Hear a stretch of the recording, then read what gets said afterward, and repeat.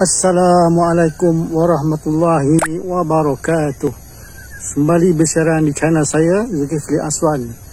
Kali ini kita akan membincangkan sedikit mengenai tanaman yang mempunyai nilai atau komersial yang baik dan potensi yang baik juga untuk kita tanam secara komersial.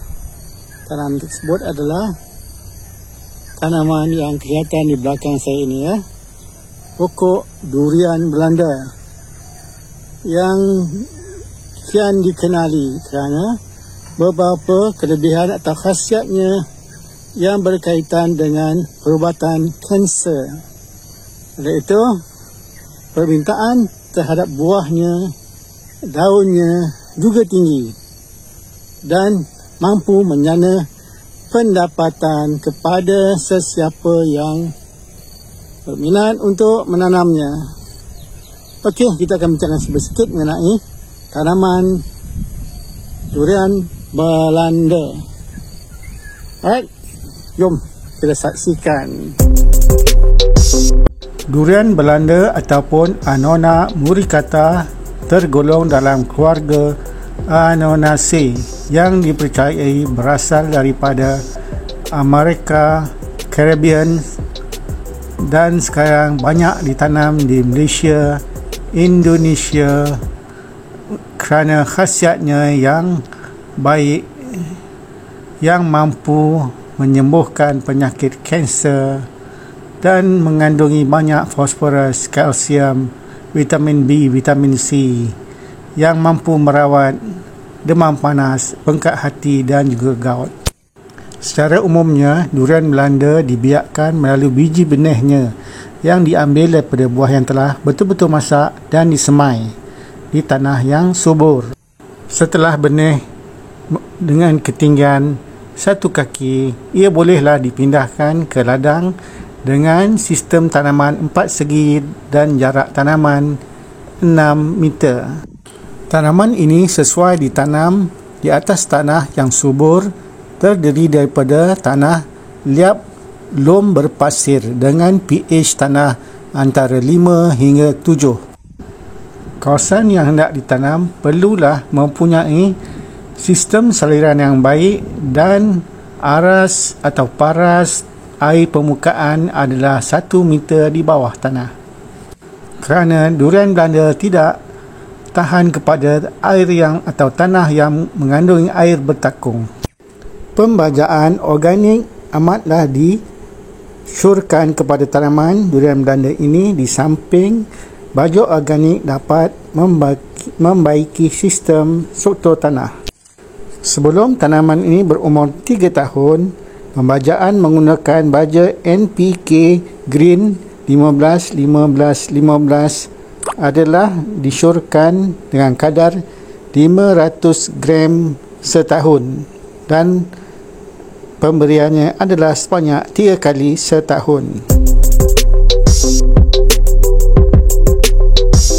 Setelah pokok mencapai kematangan ataupun lebih daripada 3 tahun, baja 12-12-17-2 mula diberikan bagi menggalakkan penguruan bunga dan buah seterusnya. Elakkan pemberian baja semasa pokok berbunga kerana dikhawatiri bunga-bunga ini akan kering dan gugur sebelum menjadi buah yang matang. Cantasan pokok atau perlulah dibuat bagi membentuk pokok agar tidak terlalu tinggi dan daun tidak terlalu rimbun. Proses ini akan menggalakkan tanaman mendapat makanan yang lebih dan menghasilkan buah yang bermutu dan berkualiti. Kawalan rumpai di sekeliling pokok perlulah dibuat secara manual ataupun secara kimia bagi mengelakkan pertumbuhan rumput yang terlalu panjang dan mengelakkan persaingan untuk pokok mendapatkan nutrien dari sistem pembajaan. Kawalan serangga perosak juga perlu dilaksanakan kerana durian Belanda biasanya diserang oleh lalat buah, kepinding nyamuk, koyak, Annona, ulat pengorek batang, dan ulat bungkus. Racun yang disyorkan ialah dari white oil, malathion, vention, perangkap buah, lalat buah dan bermacam-macam lagi. Bagi mendapatkan buah yang besar dan berbentuk normal ataupun tidak bengkok, pembungaan berbantu adalah disyorkan, iaitu memindahkan debunga jantan ke bunga betina menggunakan brus dan lain-lain alat yang sesuai. Tanpa pendebungaan berbantu, buah yang terbentuk mungkin kecil dan membengkok di bahagian bawahnya. Buah yang telah matang akan kelihatan berwarna hijau cerah dan durinya kelihatan jarang jantang dan sesuai untuk dituai. Buat masa ini, harga durian Belanda adalah antara 10 hingga 20 ringgit Malaysia sekilogram. Mantul kan harganya. Okey, tuan-tuan dan puan-puan semua, itu tadi sedikit sebanyak mengenai tanaman durian Belanda, Annona muricata, yang kini mempunyai nilai komersial dan permintaan yang tinggi di pasaran kita. Oleh itu, tuan-tuan dan puan-puan boleh menanam tanaman ini untuk tujuan komersial, di mana kita boleh menjual buah dia, membuat jus daripada buah, membuat teh daripada daun durian Belanda. Teh durian Belanda baik untuk menurunkan suhu badan, kanser, dan baik untuk penghadaman. Daun durian Belanda juga boleh digunakan untuk menghalau ataupun menghalang daripada kehadiran musuh-musuh padi seperti tikus di tempat-tempat penyimpanan padi, tuan-tuan dan puan-puan semua.